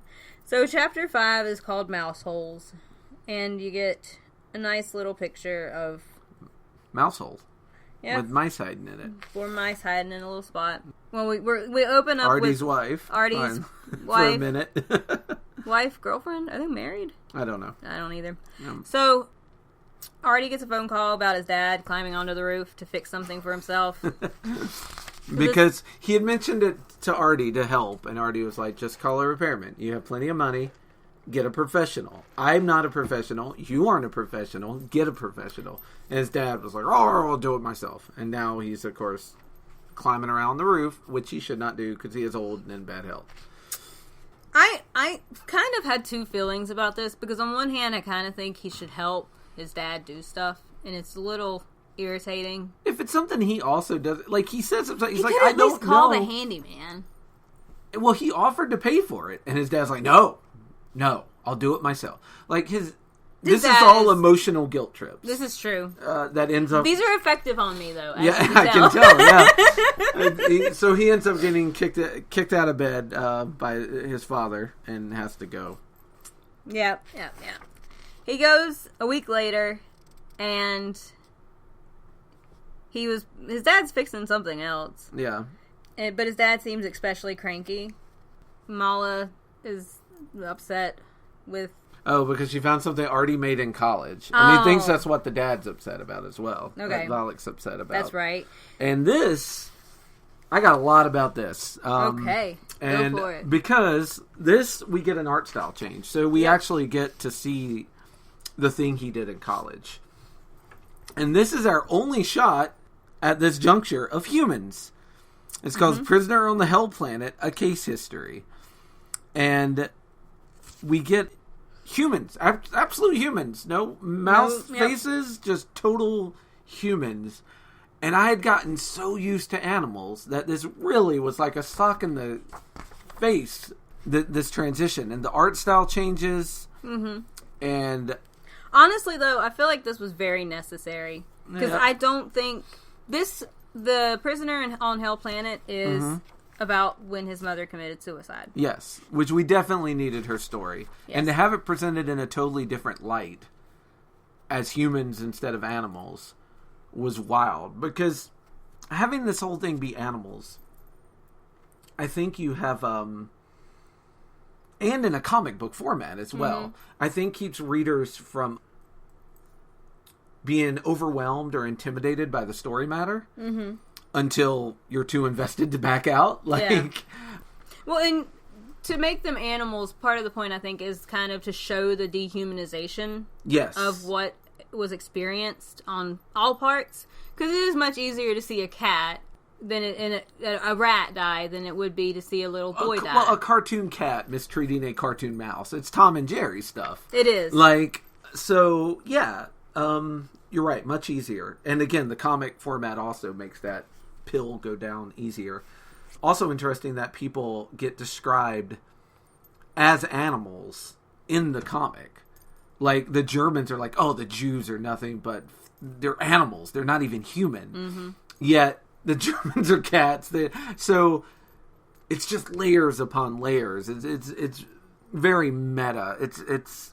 I mean, this is a transition. This is something that, you know, you've gotten in novels before, Watership Down, Animal Farm, but never, like, I think, or at least to my understanding, this is the first time it happened in a graphic novel, which is why this thing won so many awards. And, right. And it's one of this and things like Watchmen are one of the reasons comics are taken seriously as writing now. Like, right. Without this work, that would have never happened.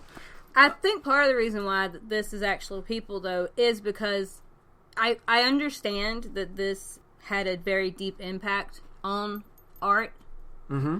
And I think he wants you to also feel that deep impact. So you're back to people. And yes. You're away from making things abstract and into exactly how he felt. And so when they're talking about... And this is also something that he can relate to directly, because this was something that he experienced. Yeah. So it's real. They're humans. They're not caricatures like his father's stories, because this is his life. This is something he directly experienced. So and it's you also have the something realism. He made prior to this book. Any of this, yes. Yeah. Something he did in college. Yeah. So he gets told that his mother died, and my father found her in the bathtub when he got home from work. She had slashed her wrists and had an empty bottle of pills nearby. He was living with his parents for the most part, as he had agreed to do on his release from state mental hospital several months before. He had spent the weekend with his girlfriend. His parents didn't like her, and he was getting home late. And he said, "I suppose if I had gotten home when expected, I would have found her body. When I saw the crowd, I had a pang of fear. I suspected the worst, but I didn't let myself know." Which to me signals that this wasn't as out of place as it could have been. Like, this wasn't There were a lot of warning signs. Yes. I mean, even when his father's describing, oh, she had pills, but they were just because she was anxious. Like, this is something she'd been fighting her whole life. Yep. She had always had these issues. Yeah. So it is explained to him that his mother killed herself. He felt numb. Mm-hmm. He felt angry. He felt confused. He felt like he should cry, but he didn't. And I like that this art, like, because you see the doctor, and there's a man, I think it's supposed to be a cop, I'm not entirely sure, but it shows them in, like, this kind of weird relief where they seem like they're laughing at his pain. Yeah. And his father completely falls apart, and he talks about how he was expected to comfort his father. Yeah. And as a child who has had to parent parents, this is bullshit. Yeah. But the funeral gets made, and his father insisted they sleep on the floor. An old Jewish custom, I guess. And yeah, it's terrible. The funeral's terrible. It was...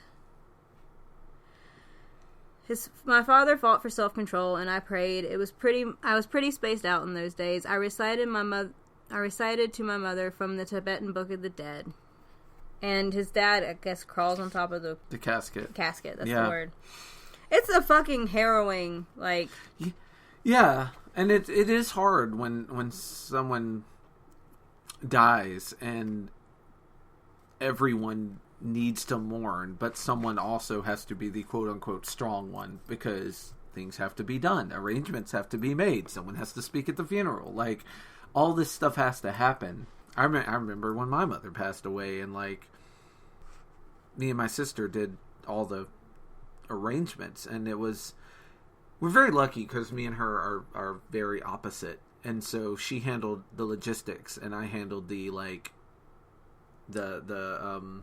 not charisma, but like I handled the niceties, the greeting people, like thank you for coming, like I handled that. She handled all the like getting flowers, arranging, like all that stuff. She handled logistics and I handled the emotional side of it. Mm-hmm. And it was a perfect division of labor because that's who we are as people, and it worked. But sometimes someone has to take on all of that. That's and it's me. Yeah, it's never fair. No, it's never my fair. grandmother died. I was the executrix of her will. Oh yeah. So I had to handle all of the financial shit. Well, that's the law, Cecilia. You had to. Yeah.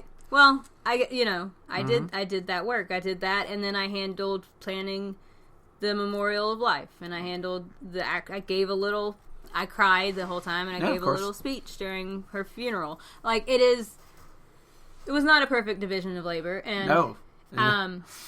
I was the person who did all of that, and it is exhausting. And it is not fair. Like, no one should be that person. No. But we get into his last time he talked to his mother. Yeah. And she came into his room late at night, and it says, "Artie, you still love me, don't you?" And I turned away, resentful of the way she tightened the umbilical cord. "Sure, Ma." And then she leaves. And, well, Mom, if you're listening, congratulations. You've committed the perfect crime. You put me in here, short-circuited, cut my nerves endings, and crossed my wires. You murdered me, Mommy, and you left me here to take the rap. And that's the kind of the end of the comic, which is fucking... Yeah. Yeah. And then his father comes in, and the three of them kind of have a talk about it, and it's sort of not at all what I expected. It's a little less angry and accusing than I thought it was going to be. Which, credit to all parties involved. But, of course, at the end, he ends up saying some crappy stuff to Mala. So, she leaves. I'm always thinking about her anyways. Mala, yes, you keep photos of her all around your desk like a shrine. Mala Attic, what would you have me do, Mala? Put them in the garbage. I also have photos of you on the desk. Oh no, a photo. A photo. One photo of you, 15 of my dead wife. Don't take it personally. Mala, don't do me any favors. You never, I do think it's a little petty of Mala here, but also it is very unfair to have to compete with a ghost. Again, it would be hard to see 9 pictures of her and 1 picture of you. I would keep count. I would be that petty. I would be that petty guy. I don't know that I would, but I also don't think I would have been in this relationship. I'd have been fucking out of there. Fair enough. So we get back to the story. Back to hearing about what happened when they were in the Poles. Our family got a cottage, less space than before, but we had at least we had a place to live. Some people only lived on the streets. So they were talking about the guards and what it was like to live in this little place. And you've heard the stories about Auschwitz.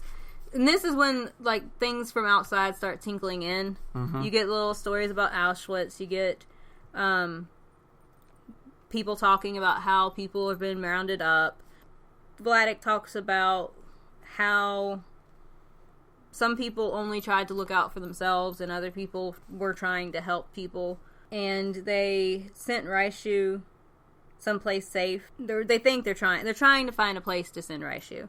But his father-in-law wants to stay, his mother? Yeah. Wants to stay together. Anya's mother didn't like to look at the facts, but even she finally agreed. So they come up with arrangements to send him to Sprodla. It went with him Wolf, Tasha, and Bibi, Lalik's little sister, Lanya, and our boy, Raishu. We watched and then they disappeared. And when things got worse in our ghetto, we always said, thank God the kids are with Persis safe. That spring, on one day, the Germans took from Sprodla to Auschwitz over 1,000 people. Most of them were kids. Some were only 2 or 3. Some kids were screaming and screaming. They couldn't stop. So the Germans swung them by their legs against a wall. And they never screamed anymore. So, that is one of the scenes where, I was talking about earlier, about how a comic makes this bearable. Because you can't even imagine this scene if it was drawn not as a cartoon. I don't know, man. This still makes me cry. It's still heartbreaking. Well, that's kind of the, I don't want to say magic, it's a fucking Disney special, but that's the power of the story, insofar that even if it's these caricature cartoon mice, it just gets darker and darker, and you find yourself, there's no longer a separation between human and animal. That's true. It eventually gets to the point where, whether it's a person or a mouse, anthropomorphized mouse, it doesn't matter anymore, because the suffering overrides the comic format. It overrides the art style. It overrides everything because it's so visceral and dark. You don't actually, like, you see the kid being swung, but, like, it doesn't supply... Like it's not gory. It's not super gory, but it also makes me think of my kids. Of course. And those are my nightmares, you know, that something like this could happen. Yeah. It makes me cry. Yeah. I'm trying not to cry right now. Like, it is a... Well, let's speed along. Past the dead children. Yeah. Dead children. Don't like that part. So, Artie asks about Raichu. They only found out much later that after Raichu was sent to Zalzwerchi, I cannot say these words. Tasha comes home. All the Gestapo in the ghetto have been replaced by others from Opol. They just shot Perseus and the rest of the Jewish council. They're evacuating to Zalswi. We're supposed to go to the square with our baggage right away. They're sending all of us to Auschwitz. So Tasha decides that they're not going to the gas chambers, and she won't let her kids go to the gas chambers. Tasha carried around her neck some poison. She killed not only herself, but also the 3 children.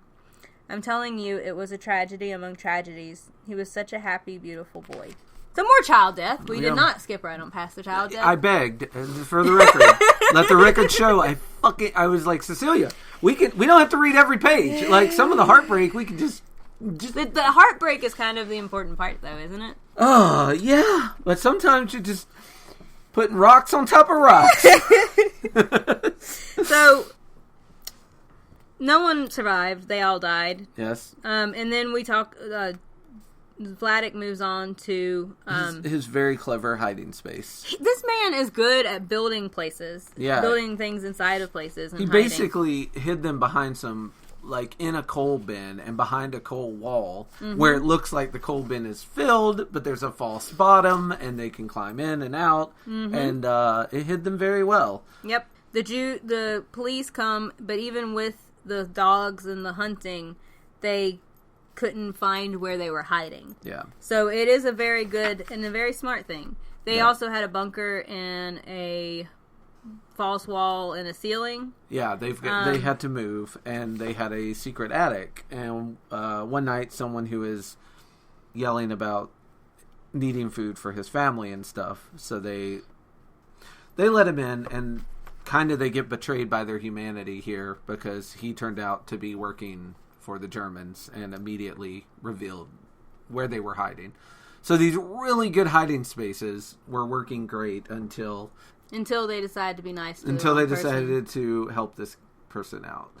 Which is just a really fucked thing that keeps happening over here. But I will say this, a few days later, a few pages later, he ends up burying the same person who betrayed him. Mm-hmm. He's on burying duty, and he digs a grave for the person who betrayed him. And it doesn't seem like burying your betrayer does not bring you joy. Like, he didn't seem to... But it's also... He didn't relish it. He did not, which he makes him a better person than I am. Well, it was more of a, fuck around and find out kind of... Well, here's the thing. There are a lot of situations where it exposes the fact that there were people who were Jewish who were doing Nazi activities. Yeah. And in the end, you're not going to be spared. That is the most... eventually, it will come down to you. Yeah. Which is the blatant problem in all... For the love of God, Ben Shapiro, if you're listening... Well, it will eventually come down to you. This is the problem that is inherent with all white supremacist, Nazi adjacent values, is you can side with them, you can pretend to be them, but eventually the criteria will whittle down to a point where you don't fit into it anymore. They will devour their own. Yes. On a long enough timeline, the purity level becomes unobtainable by anyone. Well, because it's false thing to start with. Well, yeah. I mean, even at the beginning, Hitler was looking for a perfection that he did not live up to. He was not blonde hair and blue-eyed. So the idea, that you can just, just get rid of the worst of the Jews, and you'll be okay because you toe the company line. Like, no, there's no loyalty among fascism. No, it's true. So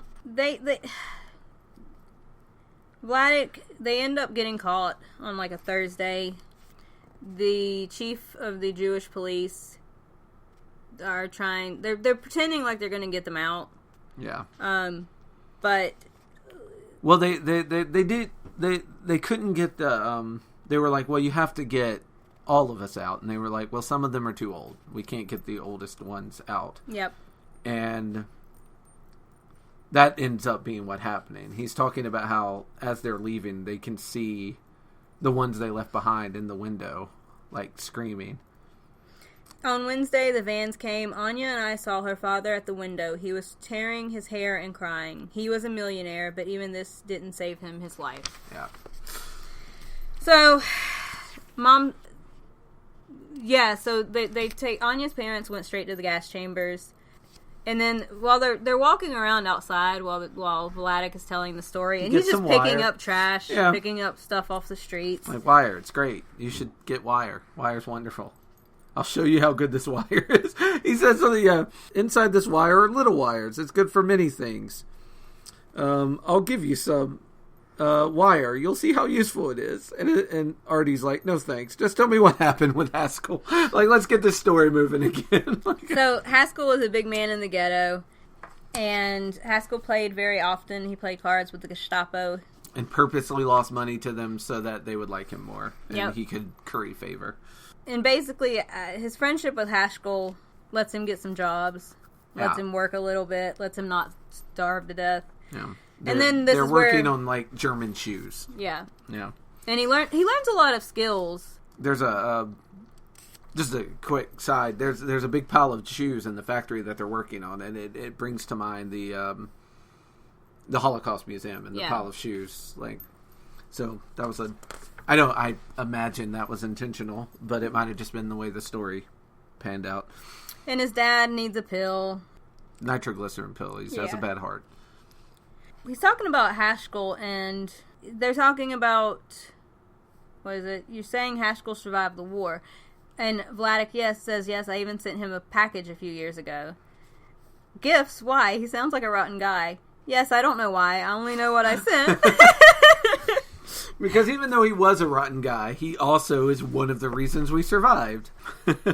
There's a lot of, like, run-ins with an almost dying that happens. Yeah. And they get enough sugar to make a cake. Except it turns out it's detergent. Yep. Funny quick side note. Me and a roommate of mine at one point were going to make biscuits and gravy. And there was a glass jar with flour in it. And we kept putting flour in the gravy. And we were trying to get the gravy to thicken up for our biscuits. And it never would. And we eventually realized that it was powdered sugar. And so we had the sweetest biscuits and gravy that you ever did have. And they weren't bad. It was much more like a dessert than like a hearty meal. But, next time you make sausage gravy, try putting a little powdered sugar in there. You might be pleasantly surprised or disgusted. I mean, you got to find out for yourself. Those cinnamon biscuits at Bojangles are nice. Hell so you never know. Yeah, they got sick off of cake made out of not baking soda. Detergent. Yeah. There you go. Yep. Pescic took bribes not to register them, but if an inspector came, the guests had to hide themselves. One time, his wife made not enough desserts to give everybody, so he ran into the room and yelled, "Inspectors are coming," so everyone had to run and hide. Then they had enough dessert for 2 days. How lucky. Such good luck. Guy that owns the shoe factory, that's Haskell, right? Reveals that there's Moloch reveals that there's a guy, Moloch, reveals that there's like behind the shoes, there's a secret tunnel into a back area where once again, another hiding place. Yep. Another place they carved out. Another Anne Frank journal attic type situation here. But when he approached Anya to discuss the bunker with Lalick, they decided not to hide. Our nephew was then his nephew decides not to hide with him. His nephew was only 15, and he was working as an electrician. Yeah, he's like, I'm an electrician. I have a valuable skill. It would be stupid for the Germans to get rid of me because of this great skill I have. Yep. So he did get put into the next transport to Auschwitz. So that skill didn't help him. Bummer. And Anya became completely hysterical, which I feel like is a very, this is a reaction that is completely understandable in this situation. Mm-hmm. Surprised it didn't happen earlier. And she wants to die, but Vladek is like, you have to struggle for life. Until the very last moment, we must struggle together. I need you. And you'll see that we will, that together we'll survive. This always I told to her. Vladek really did love Anya, I believe. Oh, absolutely. And it is very fucking... And he is the reason she lived as long as she did. Like, she wouldn't have survived childbirth. Oh, much more. All of this. Yeah, exactly. So, they hid in the bunker. But and the baby, like, I imagine hiding with a baby is fucking terrifying. Babies are crying. People are just repeating over and over again how hungry they are. Like, you go a little stir crazy. It's a small room with a lot of people packed in tightly, and you're scared to death. You can't go anywhere. You've got adrenaline just pumping through you constantly and no way to exercise it. Yep. So, yeah, things are getting nutty. After some time, Pishash came over from his bunker to visit them in their bunker, and he talks about how he's got a guard who's going to sneak him out. I got a super nice German. Gave him so much money. He's gonna dress us up like Polish people and get us out of here. Yep. And that is not what happens. Well, now we're with another one of those 50-50 choices because they're starving here. There's no more food, so this is a way out. But do you trust this German? Yeah. And again, it's kind of a half and half. Yep. Some people go, some people don't. And this dude goes, and he gets shot. Vladek wisely kind of watches that, and then does the same trick, but correctly, and gets out. Like, he watches how they fail at it, and then does it correctly. Which seems a little cold-blooded, but given the situation, do not blame him a bit. Nope. So, him and Anya have nowhere to go. They had nowhere to hide. But in the middle of telling the story, we break again so that we can go to a bank so that Artie can get a key to his safety box.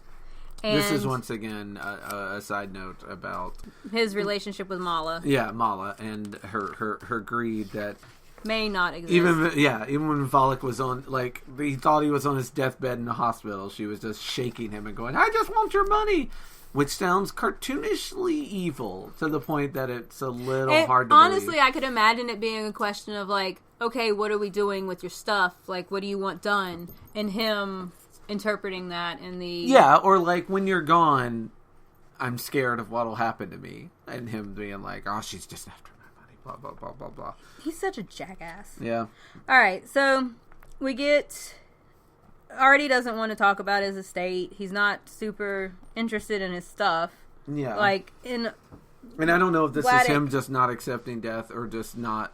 Artie has his own shit. Yeah. Like, he doesn't... But also there is a bit of like, I don't want to talk about you dying, Dad. Like, that's not a thing I want to face or deal with. And it sort of shows the difference between Artie and Vladek, who's like, yeah, I face death every day. I am totally fine. Death is not a problem. I'm totally fine talking Me and Death, we're old friends. Yeah. And he shows him a ring that he actually hid in a chimney and came back years later and got, which is impressive. She wants it. Like, we get all of this stuff. Like, he's talking about all of the stuff that he has in his box. And he's got a diamond that he gave to Anya when they first came to the U.S. And even when you were a little boy, Anya wanted that you should have this ring for your wife. But if I give it to you, Mala will drive me crazy. She wants everything only for her. She wants that I give nothing for my brother in Israel and nothing for you. 3 times already she made me change my will. Come on, Mala's okay. You can't know. You only can't know. Even right after my last heart attack, when I was in bed, she started again about changing the will. And I said, Mala, you see how sick I am. Let me have a little bit of peace. What do you want from me? And she screamed, I want the money, the money, the money.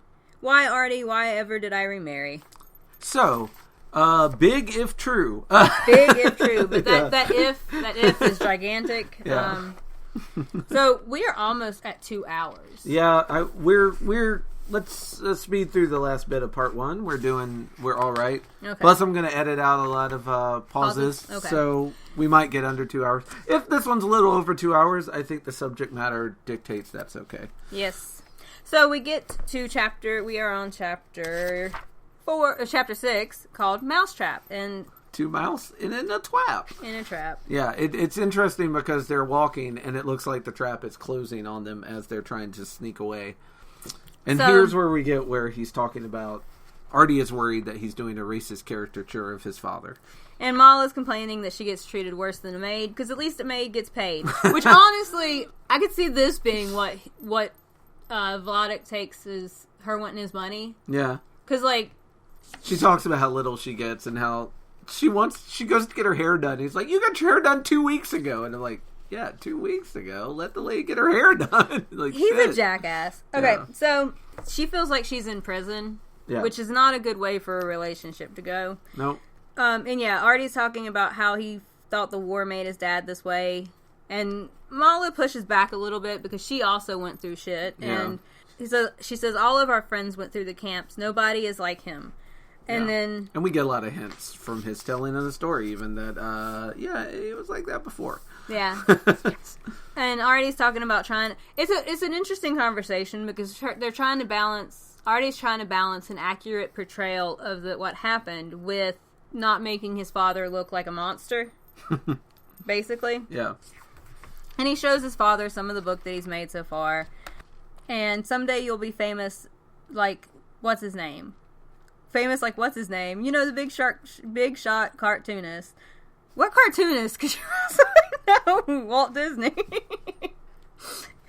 I mean, his dad believes in him, I guess. I know my story by heart, and even I'm interested. Like... So, Vladek complains about Mala seeing her hairdresser more often than him. Yeah. They're so bad at communicating. And then she's like, I just need air sometimes. He's like, come up in the garden with me. You get air up there. And it's like, that's not what she means. She needs away from you, Vladek. Yeah, she doesn't literally mean air. She means air that's free of you. Artie thinks they should go to a marriage counselor. I think that's a good idea, Artie. Valek's like, no, I've already been to a lawyer. And he's like, that's not at all the same thing. No, this is not. Yeah. So, she, Artie talks about wanting to know more about him and Anya. And then, so after 1944, they talk about what happened in Snowsnick. And Janina let them live in this barn? Yeah. That was not safe for her to do. No, they they live in the barn and they trade coupons for food. Runs around in costume. Yep. So they meet a lady who tells them she has a better place that they can stay at her house, and they move there. But she's like, hey, occasionally my husband will come home, and then you'll have to hide in the basement because he would not want me to risk harboring Jews. Yes. So when he's around, we're going to hide you. And also, we're on the first floor, so don't get near the windows. Yeah. But it's still way nicer than where they were. Yeah, it's better than a barn. Yeah. And there's a person, like the lady that they're staying with now, she also trades goods on the black market. And they tutor the little boy that she has. Yeah. So that his grades get better. And her husband comes home. Oh, the Gestapo searched her at one point, and she lost her goods. And she throws them out because the Gestapo said they were coming by later. Yep. So they go back to the barn. But then she comes back and says she's sorry and calls them back. Here's the thing. There's a lot of, like, not being able to find a permanent residence and just getting unseated wherever you are. Well, and also, but she's taking a risk. She is. I don't fault her at all. And the way she comes back and kind of apologizes, like, kind of made me like, well, you didn't. She didn't want... She doesn't want to die either. Yeah, and she panicked. And she has a kid, too. And what she's doing could get them both killed. And also, here's the thing. It wasn't... The Gestapo said they were coming by her house. It was not safe for them to be there either. Also it wasn't just her being like a jerk. It's like, look, you guys can't stay here not only for my safety, but for your safety. Yeah. Sorry. No, it is. It's 100%. She's doing the best she can. Yeah. And in all honesty... Which is what all of this story is about, really. This is true. It's just people doing the best they damn can. So, they talk about trying to get out of Poland, but they don't really know where to go. Yep. So, Artie's talking about whether or not it was just as dangerous in Poland. once again, the choices of, like, should we stay or should we go now? Yeah. Trying to figure out where to go, where to hide, where's safe, where's not safe. And then, the lady comes back, and she says she couldn't sleep. She felt so guilty about chasing them out. The Gestapo never even showed up, so she asks them to come back again. So Anya was glad of going back, and Montonawa also always I paid her nicely. And the same night we said goodbye to Kakawa and went to Schnospitz. I cannot say these words. Mm-hmm. After they were back for a short time, then her husband comes home. And they have to hide in the cellar where there are rats. Which has rats, which is interesting in a world where they are mice. I didn't know what to make of that, so I just let it roll off me. It's kind of like how some Disney characters wear pants and some don't. I just let it roll off me. It is an interesting, like, they're mice, but the things that are a problem are rats. Yeah, exactly. It'd been 3 days since they gotten food, and they are hungry and hiding and trying to be quiet. And she's having trouble sneaking down to get them food because her husband's getting suspicious. Right. But her husband leaves, and then they get to go out back of the cellar. upstairs. Yeah. He goes outside to, I think he was looking for something. And the kids say that he's a Jew, and he had to, like, play it off. Yeah. He was like, kids, am I right? And she was like, yeah, kids, you are right. When he arrives, there are two smugglers, and they're making a plan to try to sneak out. Yeah, there's a whole thing about the smugglers, and should we go with the smugglers? Should we not? And then what eventually ends up happening is one guy's like, look, I'll go with the smugglers now, and I'll write to you in Yiddish if things are okay. And then you know that it's safe to come with me. Mm-hmm. So that ends up being what happens. Like, he goes, and then they get a Yiddish letter that's like, hey, it's all groovy here. Yep. Anya doesn't want to go. No. Even when they get the letter, she doesn't want to go. So they decide to go. Yeah, he makes Valak makes the choice. It turns out to be the wrong choice. The lady that they're staying with, they're hiding in underneath where she throws her trash away. No, this is like his cousin. Oh, He basically goes to tell his cousin, that's right. Hey, I'm leaving, so this nice lady, you can go stay with her, and it's better than staying in the garbage, which is where you are currently staying. You gotta do what you gotta do, man. Like, his cousin had done him a good turn earlier, and he was trying to repay that. So then the smugglers get him and put him on a train. Yep. So they started their journey to, they think they're going to Belsko Blabla. Yeah. And then the Gestapo catch them. Yeah. And it turns out that that was all a scam. That Yiddish letter was not legit. Nope. Or it was written under duress. I'm not sure which. Or is just written by a German who knew Yiddish. Like, I don't know if it's ever explained. I do think that they explain that. Hold on a second. Yeah, so Abraham, I think, is the one who betrayed them. Yeah. But yeah, he finished in the same concentration camp as they did, which is just another point in that notch that we're keeping score of Germans who. Yeah, and then we have another very dark scene of them finally arriving at Auschwitz with the very dark art style with the heavy shading, which so much shading. They do for the seriousness. So, yeah.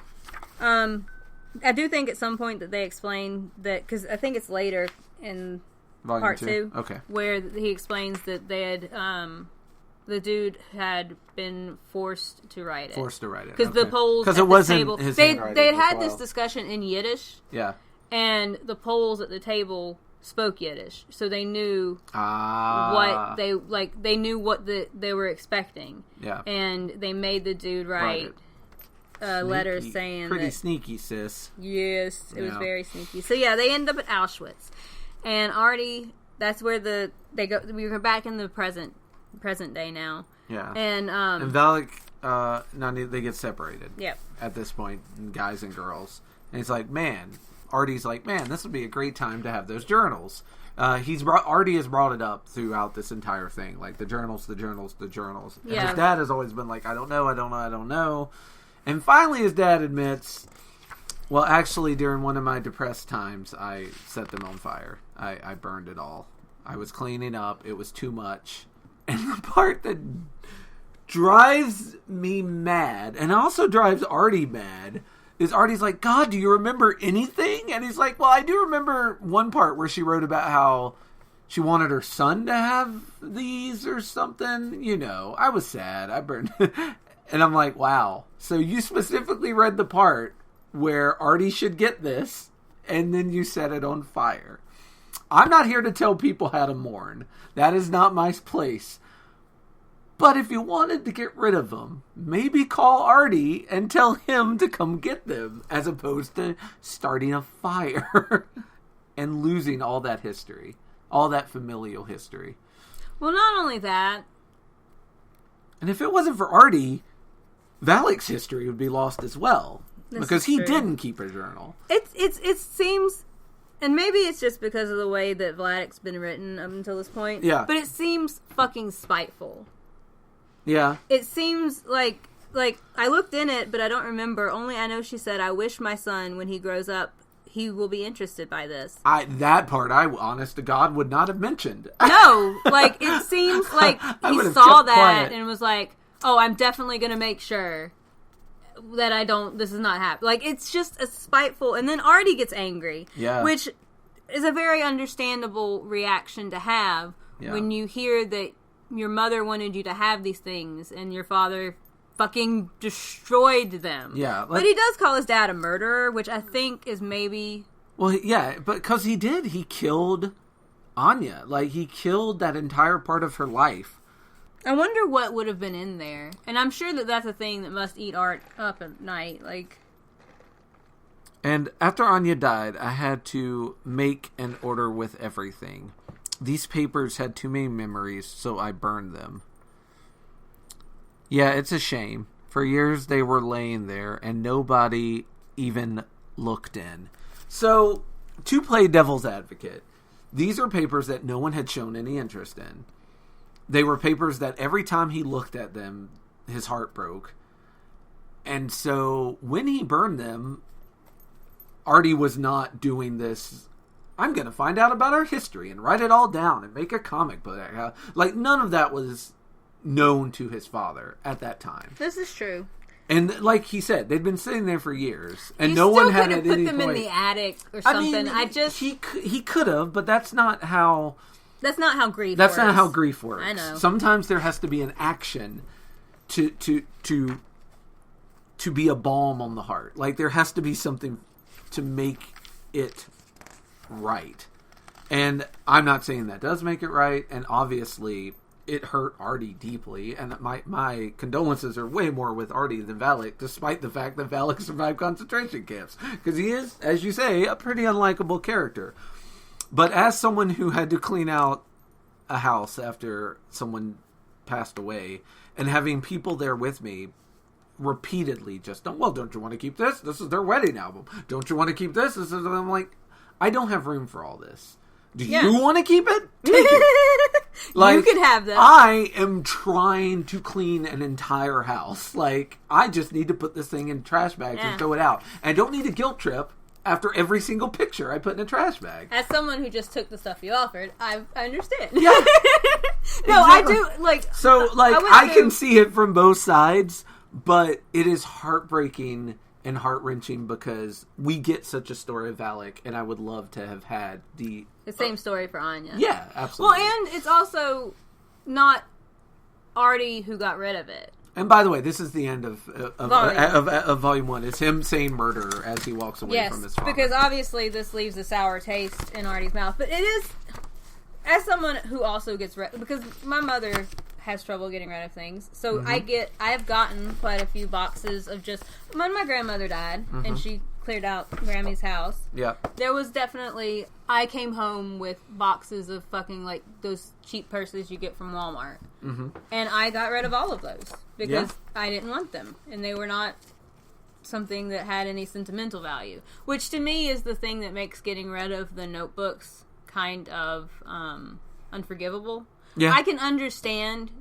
clearing out things. I fully, completely agree with you. If you have a house full of shit, sometimes you just gotta get rid of that shit. There's no point in keeping a million mass-produced purses that you can get from Walmart. There's no point in keeping... My grandmother used to collect these goddamn ugly plastic monkeys. She just... If you bought... she had a fucking million of them. They were ugly, and they were awful, and I got rid of them. See, I would have taken those plastic monkeys. Murder! You plastic monkey murder! But I did keep... So, before she died, she asked us what we wanted. Like, she would... So, I have a Bible that... And I'm not Christian or anything, but I do have a Bible that she had bought for my grandfather as a wedding gift. And in that Bible, there are letters and... cards and different things. Now I have that, and I will keep that for forever. But it's also it's a thing that has things in it that have sentimental value. Yeah, and it's also one book. Agreed. Which is it said journals, so they're apparently there would have been a couple. Yeah, there would have been at least two. But for that S, it to is make a thing sense. that couldn't be replaced. Absolutely not. And I don't fault him for wanting to remove things that hurt him. Mm-hmm. But he is also very unlikable, and the amount of pity that I can find in my heart to extend in to a him. Perfect world, if he'd been thinking clearly, he would have been like, hey, do you want these? Like I did. I asked my sister and my father, like, is there anyone anything else? You want to keep? Yeah, is there anything you want to keep? Otherwise, I'm going through the house, and it's all going. So, yeah, I absolutely...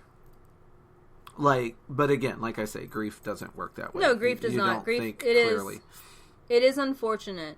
And I do think Artie's reaction, I understand being emotional, but I don't think it's fair that he called his dad a murderer. No, and he immediately backs from that. Like, the murderer that he says at the very end is whispered after he's left. Because he's angry. Yeah, and he immediately backs off. He's like, okay, look, I shouldn't have said that. I'm going to leave before I say more things. But as he's leaving, he still says murder, which means it's still on his mind, and he still feels that way. Yes.